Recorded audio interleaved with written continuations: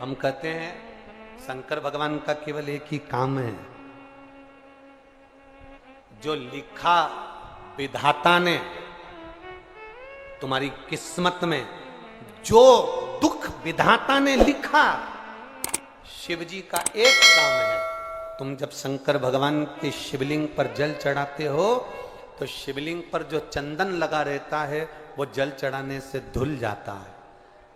जब तुम शिवजी पे जल चढ़ाते हो तो चंदन धुलता है, श्रृंगार धुलता है।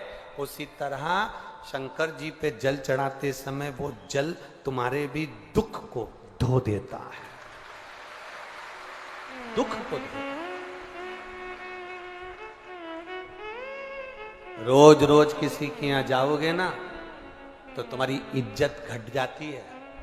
घटती है कि बढ़ती है? बोलो बोलो, जम के बोलो जरा। घटती है।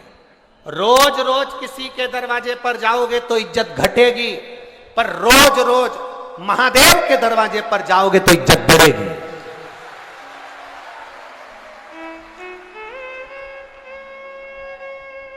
किसी के दरवाजे पर जाने से इज्जत घटती है, पर महादेव के दरवाजे पर जाने से इज्जत बढ़ती है, बढ़ती है इज्जत। अभी तक तुम जाके देखना, तुम ऐसी रोड पर घूमते रहो, रोज शंकर जी के मंदिर जाना चालू कर दो तो पहले तो लोग कहेंगे हाओ आवारा है नंबर 1 का, बेकार है तो छोरा, बहुत अवल्ला है ये तो, बहुत बेकार है ये तो। छोरे को बेचारे को जो देखो वो एक ही बात की, तो अवल्ला है, ये तो ऐसा है, ये तो वैसा है। और वही छोरा जब रोज शंकर जी के मंदिर जाए और शंकर जी का श्रृंगार करे, शिव जी पे जल चढ़ाए, त्रिपुंड लगा के जब मंदिर से आए तो धीरे धीरे लोगों का कहने का तरीका बदल जाएगा।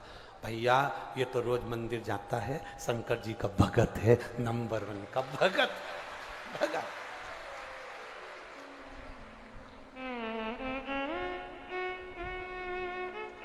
शिव की भक्ति इसके अंदर, शिव का गुणगान इसके अंदर। अब शादी हो गई, राजकुमारी आ गई। राजकुमारी ने पूछ लिया अपने पति से, मैं एक राजा की लड़की, तुम एक ब्राह्मण के बेटे, मैं कैसे मिल गई तुमको? कहा 16 सोमवार के व्रत के फल से मिली। व्रत का फल इतना होता है, एक बेटा मुझे चाहिए, पुत्र की कामना से उसने 16 सोमवार का व्रत करा, उसको एक पुत्र भी हो गया।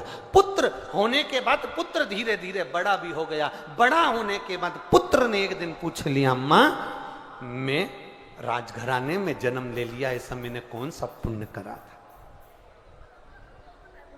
कभी आप भी विचार करना, चौराहे पर खड़े हुए भिखारी को देखना,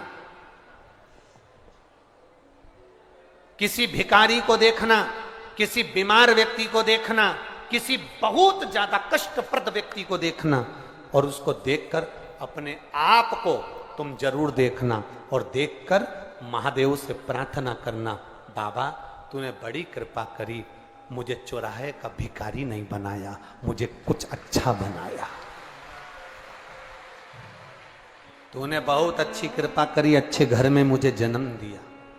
तूने बहुत अच्छी कृपा करी जो मुझे इस भारत की भूमि पर जन्म दिया। 21,600 श्वास मनुष्य के शरीर से प्रतिदिन निकलती है। कितनी श्वास? 21,600 श्वास मनुष्य के शरीर से प्रतिदिन निकलती है। 3.5 करोड़ रोम छिद्र ये मनुष्य के शरीर में है, और 21,600 श्वास प्रतिदिन निकल रही है। इस श्वास के निकलने का केवल एक कारण है कि इन श्वास में आप अपने घर का कार्य करिए, परिवार का कार्य करिए, रिश्तों का कार्य करिए, मना नहीं, पर 21,600 श्वास में से कोई श्वास एक ऐसी बना लो जिस श्वास में हम परमात्मा का नाम ले लें, बस पूरी श्वास शुद्ध हो सके, पूरी श्वास।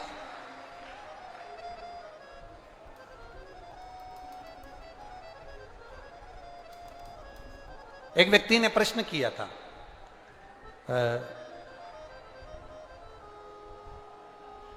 जिस दिन शोभा यात्रा निकल रही थी तो 3-4 लड़के लोगों ने एक पत्र दिया था। उस पत्र में नीचे लिखा था कि गुरुजी हमारा एक प्रश्न है। उस प्रश्न में जब शोभा यात्रा की गाड़ी पर उन्होंने पत्र दिया, उसमें एक पत्र में एक लाइन लिखी हुई थी, गुरुजी हमारा एक प्रश्न है कि 24 घंटे में हम, आप कहते हो कि 1 मिनट भी अगर भगवान का भजन कर लिया तो बहुत है, तो क्या 1 मिनट भजन करने पर 24 घंटे का पुण्य प्राप्त हो जाता है क्या? हम उनसे इतना सा कहना चाहेंगे, हमारे यहाँ का शास्त्रों का, वेदों का, हमारे शास्त्रों का विधान है, भंडारे में इतनी सारी नुक्ति बनती है, भंडारे में इतना सारी पूड़ी बनती है, भंडारे में इतनी सारी सब्जी बनती है, क्या वो पूरी की पूरी सब्जी उठकर, पूरी की पूरी पूड़ी उठकर, पूरी की पूरी नुक्ति उठकर क्या भगवान के सामने जाती है? जम के बोलो जरा। नहीं जाती। कितनी जाती है? एक थाली में लगकर थोड़ा थोड़ा थोड़ा जाता है, भोग लगता है, वापिस आता है, और जो बहुत सारा भोजन है उसमें उसको डाल दिया जाता है। उसी तरह 24 घंटे अगर आप भजन नहीं कर सकते, 1 मिनट अगर आपने भजन करा और उसमें आपने थोड़ा सा पुण्य कमा लिया, तो आपका वो पुण्य 24 घंटे के उस तबेले में डाल दिया जाता है, जिससे सब वो पुण्यमय हो जाए। 1 मिनट का पुण्य, आपका जीवन सवार। शास्त्र कहते हैं 24 घंटे भगवान का भजन करो। कोई करता है क्या? अरे बोलो तो जम के, कौन करे? तो शास्त्रों ने किया 24 घंटे भगवान का भजन नहीं कर सकते तो कम से कम 12 घंटे करो। 12 घंटे अगर भगवान का भजन नहीं कर सकते तो कम से कम 6 घंटे भगवान का भजन जरूर करो। 6 घंटे नहीं कर सकते तो कम से कम तुम 3 घंटे भगवान का भजन, बोलो बोलो जम के बोलो, करो। 3 घंटा नहीं कर पाओ तो कम से कम 1.5 घंटा भगवान का भजन, बोलो जम के बोलो जरा, करो। 1.5 घंटा अगर भगवान का भजन नहीं कर पाओ तो आधा घंटा भगवान का भजन करो। आधा घंटा नहीं कर पाओ तो 15 मिनट करो। 15 मिनट नहीं कर सकते तो कम से कम 5 मिनट भगवान का भजन करो। 5 मिनट नहीं कर सकते तो कम से कम 2 मिनट भगवान का भजन करो। 2 मिनट नहीं कर सकते तो कम से कम 1 मिनट भगवान का भजन करो। और 1 मिनट भी अगर भजन नहीं कर सकते तो चुल्लू भर पानी में डूब मरो।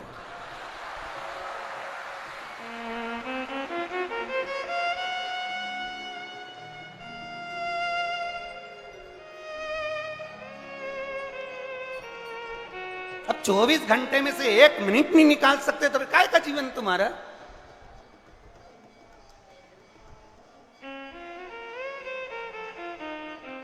बेकार जीवन। कोई ने पूछा कहां गई थी? कथा सुनने गई थी। सुनी? हाउ? क्या क्या सुन के आई? सुनी थी, इधर से सुनी। फिर घर पे क्या लेके आई? कुछ नहीं। जब जा रही थी तो भंडारा चल रहा था ना, उसमें कई थी 2 पूड़ी,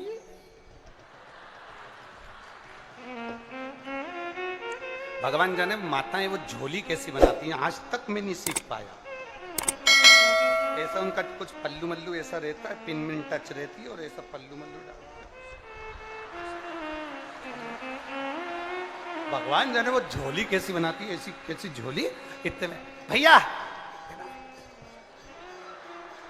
फिर तो यार भैया,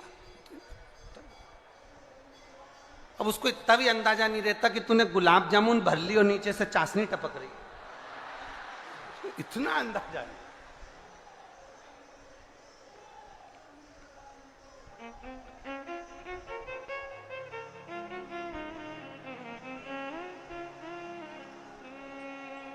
कमलनाथ जी को बहुत बहुत साधुवाद। आपको दुनिया में हम लोग कथा करते हैं, भंडारे चलते हैं, पर इतने तरह का पकवान पहला भंडारा है जहां पर रोज नया नया पकवान बना है भक्तों के लिए। बहुत बहुत साधुवाद। ये शिव तत्व है, इसी को कहे शंकर का तत्व।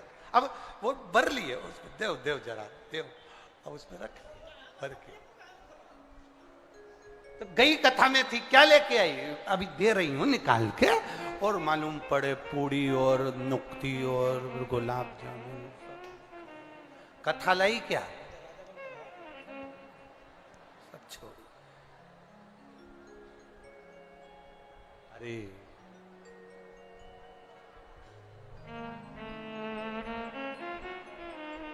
हमें तेरा ही सहारा है मेरे भोले बाबा। और आप अगर भरोसे के साथ अगर कथा सुन रहे हो ना जीजियों, और मेरे जितने जीजा बैठे हैं उनसे भी निवेदन करूंगा, जितनी विश्वास के साथ, जितनी भक्ति के साथ, जितने भरोसे के साथ आप शिव महापुराण की कथा सुन रहे हो, आपके भरोसे को, आपके विश्वास को एक बात याद रखना, संसार के लोगों पर भरोसा करोगे तो वो टूट सकता है, पर मेरे महादेव पर भरोसा करोगे तो टूटेगा नहीं। वो नहीं टूट सकता, वो अविरल है, प्रबल है, और वो पूरा की पूरा रहता है, पूर्ण रहता है, पूर्ण रूप से। कई लोग आपसे कहेंगे कि मंदिर मत जाओ, कई लोग आपसे कहेंगे कि सत्संग में मत जाओ, कई लोग आपसे कहेंगे कि क्या होता है शंकर जी को जल चढ़ाने से, कई लोग आपसे कहेंगे क्या होता है भगवान को बेलपत्र चढ़ाने से। तो ऐसे अगर कुछ लोग तुमको जिंदगी में मिल भी जाएं, बुरे लोग अगर बुरी संगति के मिल भी जाएं, तो तुम उस जगह पर इतना याद रखना कि बुरी संगति वालों के साथ हमें रमना नहीं है, उनके साथ रहना नहीं है, वो केवल उनके बीच में जाने के बाद वापस लौट कर आ जाना। कबड्डी किस किस ने खेली है, हाथ उठाओ जरा, जिनने कबड्डी खेली है, चल रख लो। कबड्डी में क्या होता है, बीच में एक पाली होती है और इधर से एक लाइन बनी होती है और इधर से एक व्यक्ति उधर को जाता है, बोला जाता है कि नहीं जाता। इस वाले व्यक्ति का काम क्या है, उधर की पाली को छू के, अरे बोलो बोलो जम के बोलो जरा, वापस आ जाना, वहां रुक मत जाना, पकड़ाई में मत आ जाना। वहां अगर तू ठहर गया तो फिर तू आउट हो गया। उसी तरह कोई मदिरा पीने वाला है, मांसाहार करने वाला है, वेश्यावृत्ति करने वाला है, जुआ खेलने वाला है, गलत काम करने वाला है, झूठ प्रपंच करने वाला है, अगर तुम उसकी पाली में चले भी गए हो तो तू करके छू के वापिस जाओ, पर उसमें रुक मत जाओ।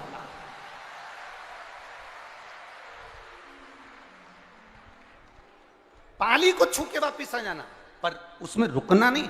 पीने वालों के साथ बैठकर पीना नहीं, जुआरी के साथ जुआ खेलना ना ना ना। अगर पहुंच भी गए और तुम्हें लग रहा है कि मैं गलत लोगों के बीच में फंस गए, तो कबड्डी याद रखना, और पहुंच गए तो पाली छू के वापिस आ जाओ, पर उनके साथ में रुक मत जाना, नहीं तो कभी भी आउट हो सकते हो, समाप्त हो सकते हो। इसलिए छुओ और वापिस आ जाओ। कबड्डी का गेम हमको सिखा रहा, ये दुनिया के जितने जितने ये गेम है ना, जितने जितने दुनिया में ये खेले जाते हैं गेम, ये कोई साधारण है। इन सब गेमों में कुछ एक वो होती है ना, वो जिसको लात मारते हैं, फुटबॉल, किस किसने खेली है, खेली है आप लोगों ने? वो उसको रखते हैं और दे लात दे लात दे लात दे लात, और वो इधर जाए उधर जाए उधर जाए। एक शिष्य ने गुरुजी से पूछा, इस गेंद ने क्या बिगाड़ा, इस फुटबॉल ने क्या बिगाड़ा जो इसको लोग लात मार रहे हैं? गुरुजी ने कहा, बस इस फुटबॉल की एक गलती है, ये अंदर से खाली है। अगर ये अंदर से भरी होती तो किसी के बाप में दम नहीं होती कि लात मार दे।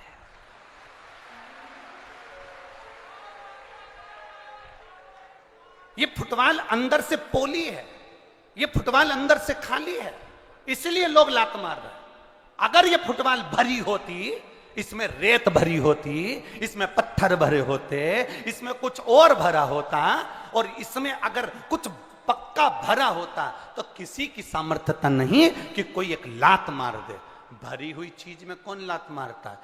खाली है, इसलिए लात मारी जा रही है। याद रखना, जब तक ये मन, जब तक ये चित्त, जब तक ये बुद्धि, जब तक ये हृदय खाली रहता है, दुनिया के लोग तुम्हें लात मारते रहेंगे, तुम्हें रुलाते रहेंगे। जिस दिन इसमें शिव भर गया, उस दिन कोई नहीं रुला सकता।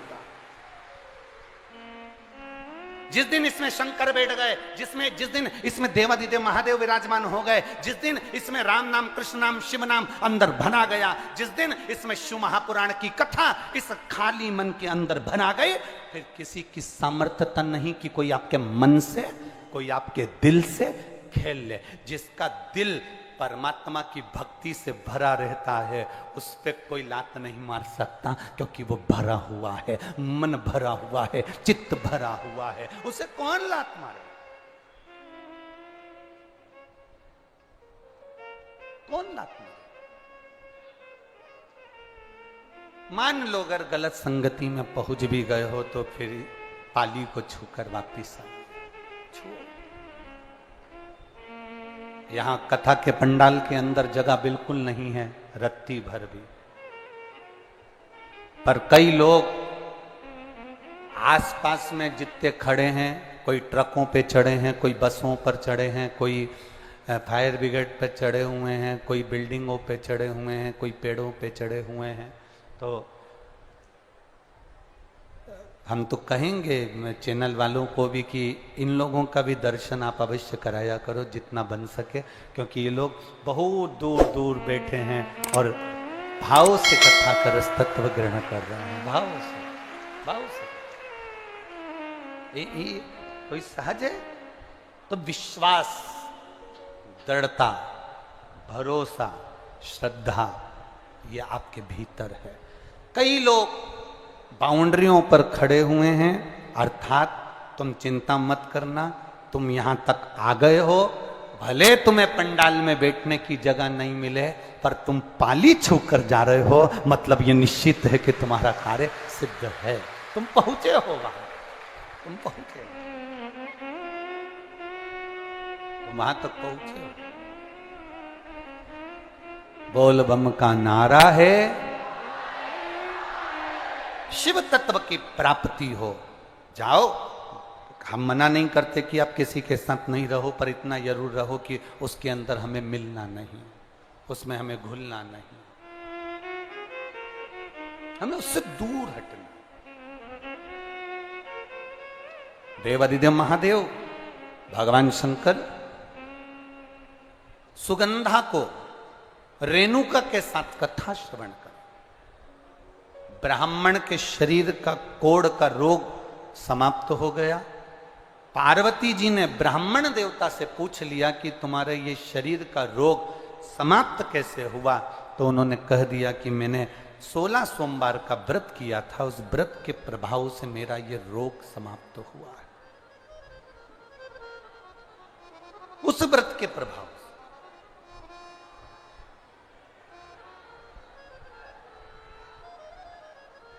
और व्रत का प्रभाव कब होता है? थोड़ा सावधानी से सुनना इस बात के लिए, आज कथा का विराम दिवस है, आपको बाबा से लगन लगाना है और शिव को अपना बनाकर आपको शिव के होना है। दिल से कथा सुनो, बड़े भाव से। व्रत का प्रभाव कब पड़ता है? व्रत का फल कब मिलता है? व्रत का प्रभाव कब पड़ेगा? जिस अमावस्या, पुरुषोत्तम की अमावस्या, तुलसी की लकड़ी पानी में घुमाकर, लकड़ी नहीं हो तो माला तो होगी ही, जल में भ्रमण कराकर, जल में घुमाकर, तुलसी की लकड़ी को जल में डालकर स्नान जो करता है, मात्र घुमाना है, लकड़ी डालकर नहीं रखना है, घुमाकर अपने पूजन वाले स्थान पर रखना, या पानी में पहले से घुमा लो, उस पानी को ले जाकर डाल दो। अमावस्या स्नान जो जीव करता है, शिव महापुराण की कथा कहती है, जितनी वर्ष में सोमती पड़ती है, सोमती अमावस्याएं पड़ती हैं, शनिचरी अमावस्याएं पड़ती हैं, सारी अमावस्या का पुण्य उस जीव के खाते में चला जाता है। और जब माता सीता ने अयोध्या का भोजन नहीं करा, पानी नहीं पिया, तब माता कौशल्या ने पूछा, बहुरानी तो अयोध्या का पानी क्यों नहीं पीती, तो भोजन क्यों नहीं करती? सीता जी कहती है, मां मेरा मन नहीं करता। सुमित्रा जी ने आकर पूछा, ए बहू तो अयोध्या का पानी क्यों नहीं पीती, भोजन क्यों नहीं करती? नहीं मां, बस वैसे। एक दिन केकई आ गई, केकई ने आकर पूछा, बहू तो अयोध्या का पानी क्यों नहीं पीती, भोजन क्यों नहीं करती? तब माता सीता ने कहा, मां मेरे पिता जनक